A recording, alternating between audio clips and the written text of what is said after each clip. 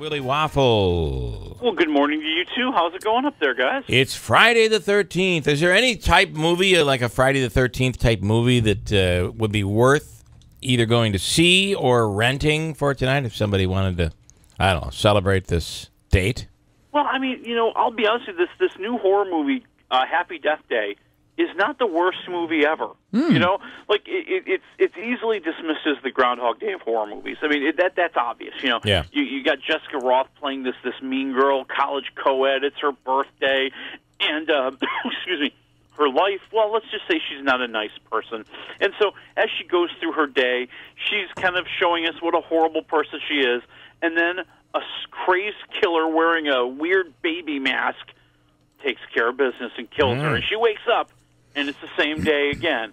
And it all happens again. Then she wakes up, and it all happens again. And she realizes her only way out is to find the killer. Oh, that's it sounds a little like something I've heard before, but maybe not. And you say you kind of like it.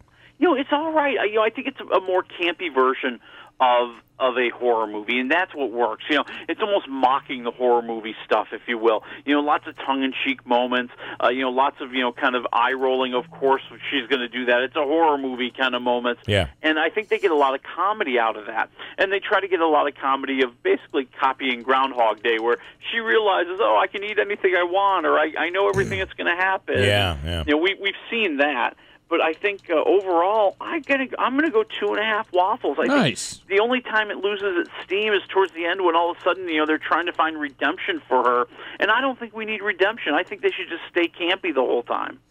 Okay, so worth getting out and seeing, and there you have it. The other one I see is the Foreigner. What is this? Is a Jackie Chan movie, right? Well, you know, it should be a Jackie Chan movie. It's half of a Jackie Chan movie. It's billed as a Jackie Chan movie, but then he disappears for a long stretch in the film. So, you know, he plays this guy who lives over in London. He's got his one daughter. He's completely devoted to her. And then there's a terrorist attack, and she is caught up in that and unfortunately dies. So now Jackie Chan wants to find out who's responsible.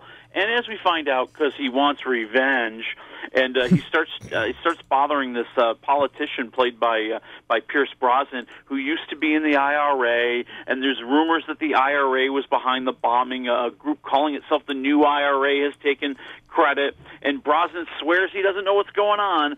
But Jackie Chan decides to terrorize him until he gets the names of the killers. Yeah, and that part is good. That part of the movie is what we signed up for. Yeah. That's what I want to see. But they kind of like mishmash that movie with like a political drama about Brosnan and all the machinations going on behind the scenes and who he knows from the IRA and what he might be responsible for and who's double-crossing who and who's double-crossing that other person.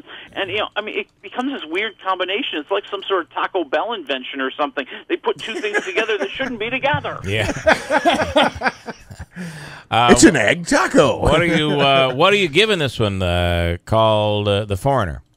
You know, I'll go 2 Waffles. I think, you know, when you're focusing on Jackie Chan, you got the movie. But, yeah, all this stuff about the IRA and the political kind of drama, it becomes melodramatic. It becomes kind of boring. And it gets so convoluted, you just don't care after a while. Willie, as a side note, I think I saw the preview for this.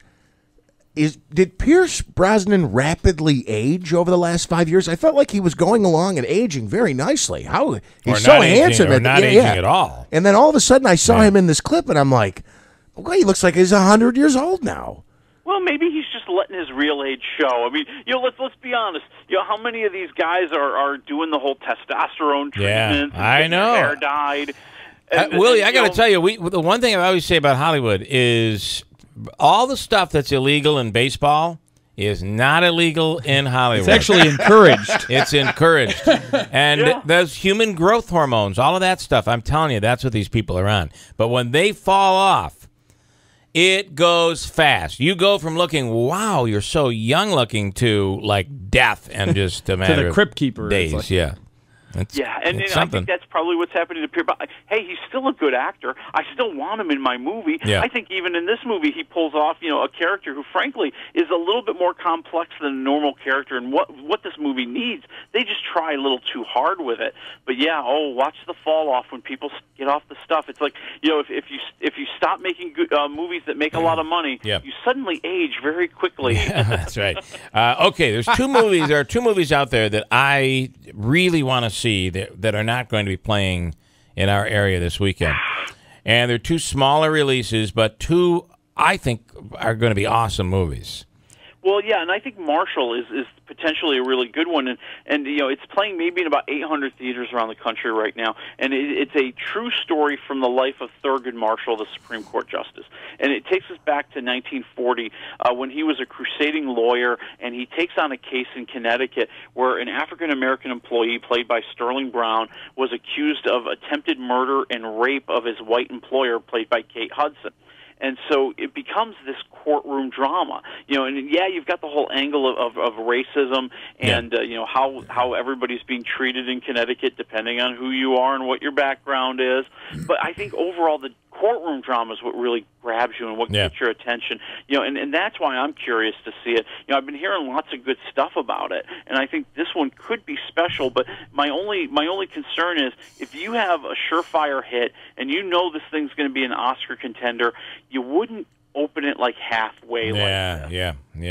And then the other one is, I think a lot of the comic people will be into is, and I'd like to see this, is Professor Marston and the Wonder Women, which, what is it? It's the story of the creation of Wonder Woman, right?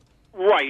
The creator of Wonder Woman and the controversy around it, kind of the hidden meaning behind the whips and the lassos, and also the very, let's just say, unconventional relationship that he has with his wife and a third member of the party.